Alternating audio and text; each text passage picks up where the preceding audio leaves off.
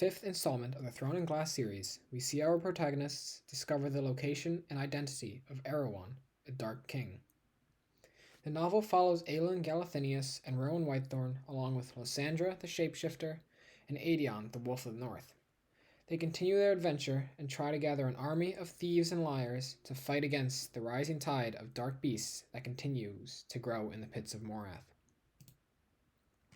To me, this book reminds me of many other novels I've read that coincide with certain feudal Chinese and Japanese cultures. This led me to the object that I feel best captures the meaning behind the story in a very spiritual way, the symbol of the yin and yang.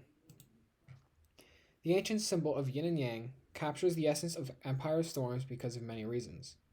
One, it represents both light and dark, two opposites who live in ultimate harmony.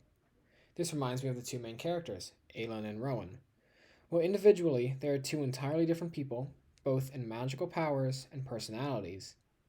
Without one, the other is lost, which brings you back to the yin and yang.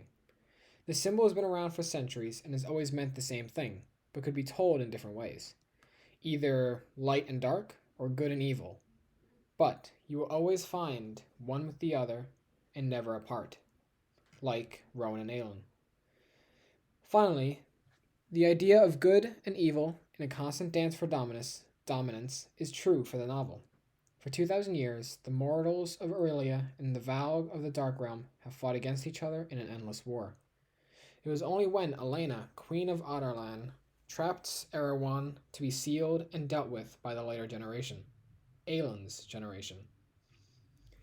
Our heroes must fight against Erewhon and his dark soldiers to finally seal him back in his own realm. The story that Moss tells is a story of suspense and eventual darkness. But, like yin and yang, the dark will never be without the light.